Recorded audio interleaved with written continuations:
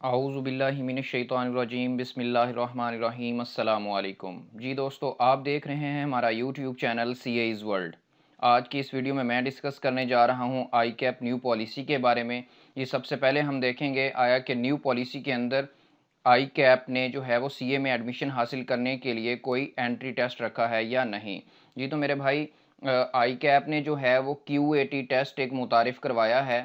ठीक है जी, QAT test जिसे क्वालिफाइंग असेसमेंट टेस्ट कहते हैं, ये सीए में एडमिशन हासिल करने के लिए ये टेस्ट देना लाजिम होगा। लेकिन वो कौन से स्टूडेंट्स हैं जो इस टेस्ट की एक्सेप्शंस में आते हैं, जिनको ये टेस्ट नहीं देना पड़ेगा? वो स्टूडेंट्स जिनके इंटरमीडिएट यानी कि FA, FSC, आईकॉम, ICS के अंदर जो है वो मिनिमम 60% मार्क्स हों। ठीक है जी, वो स्टूडेंट जिनके ए लेवल के अंदर ABCD ग्रेड्स होंगे, उनको ये टेस्ट नहीं देना पड़ेगा। बैचलर्स और मास्टर की बुनियाद पे जो है वो जो स्टूडेंट सीए के अंदर अपने आप को रजिस्टर्ड करवाएंगे, उनको भी ये टेस्ट नहीं देना पड़ेगा। लेकिन ये है कि जो लोग बैचलर और मास्टर की बुनियाद पे खुद को सीए में रजिस्टर्ड करवाएंगे, उनके मार्क्स एटलीस्ट 45% होने चाहिए। तो मेन चीज़ जो है क्यूएटी की, कि वो कौन से स्टूडेंट हैं जिनको ये टेस्ट देना पड़ेगा। ये क्रिटिकल चीज़ है जी। वो इंटरमीडिएट स्टूडेंट्स जिनके 50% से तो मार्क्स ज़्यादा हैं, लेकिन 60% से कम है, मतलब 50 टू 60% के दरमियान में फ़ॉल करते हैं वो लोग। ठीक है, उनको ये टेस्ट देना पड़ेगा। उसके बाद जिनका ए लेवल के अंदर मेरे भाई ई ग्रेड है, उनको भी ये टेस्ट देना पड़ेगा। इसके बाद हम देखेंगे कि क्यूएटी का सिलेबस क्या है, कितनी अटेम्प्ट्स मैक्सिमम दे सकते हैं और कब तक ये एप्लीकेबल रहेगा। जी मेरे भाई, इसके बाद हम देखते हैं कि सबसे पहले आई कैप अपनी पॉलिसी के अंदर लिखता है ये कंप्यूटर बेस्ड होगा। क्यूएटी टेस्ट जो है, इसका मतलब है कि जी ये MCQs की सूरत में होगा, MCQs होंगे ये। उसके बाद उसने इसकी टेस्टिंग के लिए 3 हिस्से रखे हैं जी: इंग्लिश, मैथ और एनालिटिकल रीजनिंग।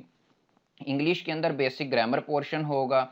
ठीक है जी, जिस तरह प्रेपोजिशंस वगैरह हो गए, सेंटेंसेस वगैरह हो गए, ये एफएससी के सिलेबस में से कुछ पार्ट हो सकता है।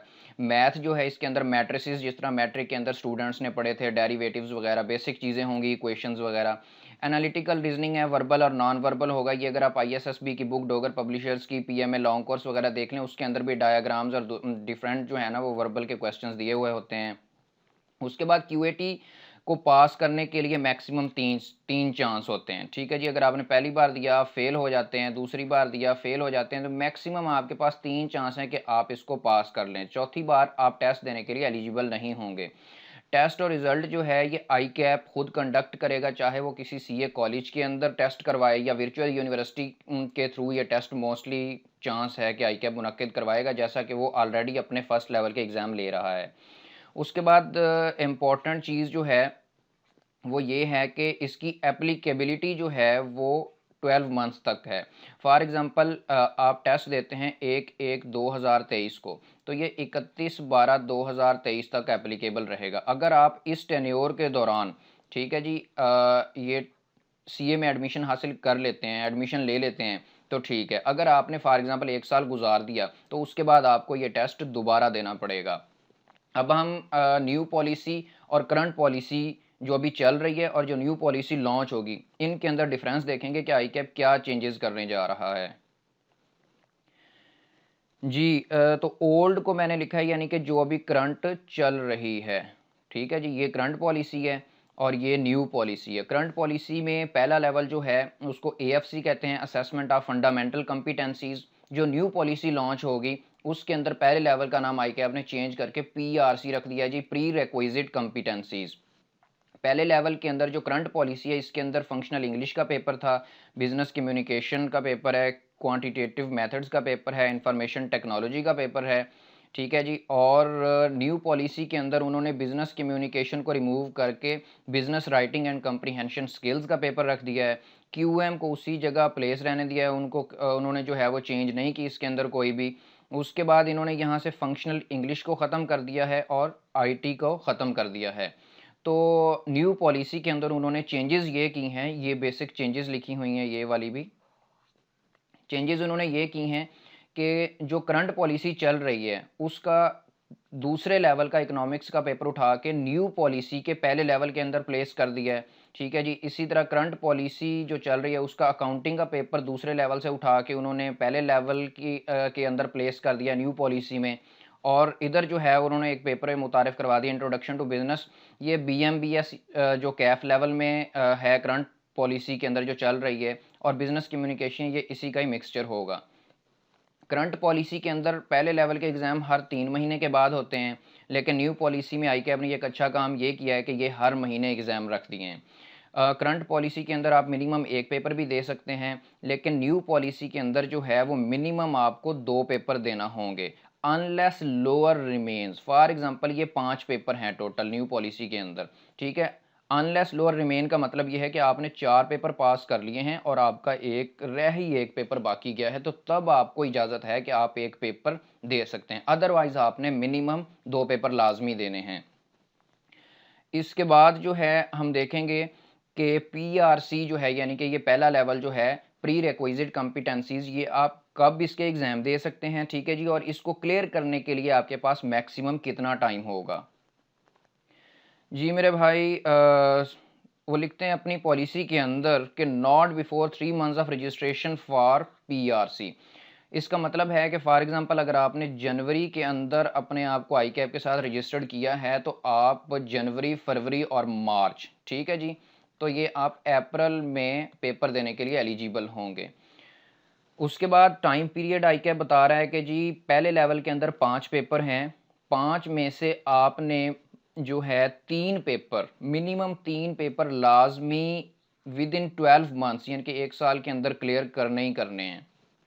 अगर आप 1 साल के अंदर 5 में से मिनिमम 3 पेपर क्लियर कर लेते हैं, तो आपको मज़ीद 3 महीने आई कैप देगा, ताकि आपके जो 2 पेपर रिमेनिंग हैं वो आप इजीली क्लियर कर सकें, ठीक है जी।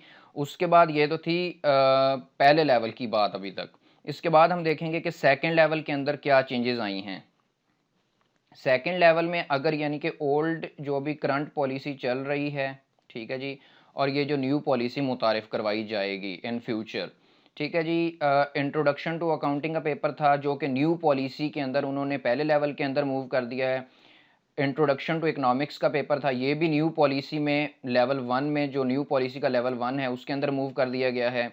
बिजनेस लॉ को जो है वो 2 हिस्सों में तोड़ दिया गया है, बीएमबीएस को यहाँ से ख़त्म कर दिया गया है। बाकी ये जितने पेपर हैं, एफएयर 1 टैक्स, एफएयर 2 कॉस्ट ऑडिट, ये अपनी जगह पे ही मौजूद रहेंगे। न्यू पॉलिसी के अंदर आईकैप ने ये किया है कि 2 ग्रुप्स में चेंज कर दिया है चीज़ों को, ग्रुप ए और ग्रुप बी के अंदर। ग्रुप ए के अंदर उन्होंने एफएयर 1 टैक्स कॉस्ट का पेपर रखा है, और साथ बी लॉ को तोड़ के यहाँ से एम लॉ का पेपर रख दिया है। ग्रुप बी जो है इसके अंदर उन्होंने एफएयर 2 का पेपर रखा है। एक न्यू सब्जेक्ट मुतारिफ करवाया है उन्होंने यहाँ पे, जो कि करंट पॉलिसी के अंदर भी नहीं है, सिर्फ न्यू पॉलिसी के अंदर न्यू इंट्रोडक्शन है ये वाला सब्जेक्ट, ठीक है। ये तकरीबन मैनेजेरियल एंड फाइनेंशियल एनालिसिस है, ये कॉस्ट से मिलता जुलता सब्जेक्ट होगा, ठीक है जी। उसके बाद उन्होंने बी बिजनेस लॉ को तोड़ के यहाँ सी लॉ यानी कि कंपनी लॉ रख दिया है, ठीक है जी। 2 हिस्से किए हैं ग्रुप ए के अंदर, बी लॉ को तोड़ के मर्केंटाइल लॉ में चेंज किया है, और यहाँ पे कंपनी लॉ की सूरत में ले आए हैं। ऑडिट का पेपर अपनी जगह पे उसी सूरत में मौजूद है। एक और चेंज ये आई कैप ने की है कि पहले एक पीसीएससी का जो है वो एडिशनल कोर्स होता था, presentation communication and skills course, तो उसको आई कैप ने एक थोड़ी सी चेंज ये की है कि पीपीई यानी कि पर्सनल प्रेजेंटेशन इफेक्टिवनेस और प्लस एमएस ऑफिस, ये कोर्स जो है इसकी तब्दीली करके आई कैप ने एक ये न्यू चीज़ यहाँ पे मुतारिफ करवाई है। ये इन शॉर्ट है, उसी का ही दूसरा नाम है ये पीपीई जो है। और पहले लेवल से जो करंट पॉलिसी का आई कैप आईटी का पेपर ख़त्म करने जा रहा है, उसको उन्होंने एमएस ऑफिस की सूरत में यहाँ मुतारिफ करवा दिया है। तो असल में बात यह है कि कहीं ना कहीं आई कैप ने जो चीज़ें ख़त्म की हैं उनको कहीं ना कहीं प्लेस ज़रूर कर दिया है, ताकि उनका बेनिफिट स्टूडेंट को हो सके। अब हम देखेंगे कि जो न्यू पॉलिसी के अंदर कैफ को क्लियर करने का वो कितना टाइम आई कैप ने दिया है। टाइम फॉर क्लियरिंग कैफ, इसके अंदर वो लिखते हैं जी कि सबसे पहली चीज़ जो न्यू पॉलिसी के अंदर है, वो करंट पॉलिसी जो चल रही है उसके अंदर नहीं थी, वो ये है कि किसी कॉलेज के साथ पहले रजिस्टर्ड होना लाजमी नहीं होता था, लेकिन अब रजिस्टर्ड होना लाजमी है कि आपको किसी भी कॉलेज, जिस तरह आप राइज, पैक्स, कैंस, किसी भी कॉलेज के साथ आपको जो आई कैप के साथ रजिस्टर्ड है उसके साथ रजिस्टर्ड होना, रजिस्ट्रेशन उसमें लाजमी है। ठीक है जी।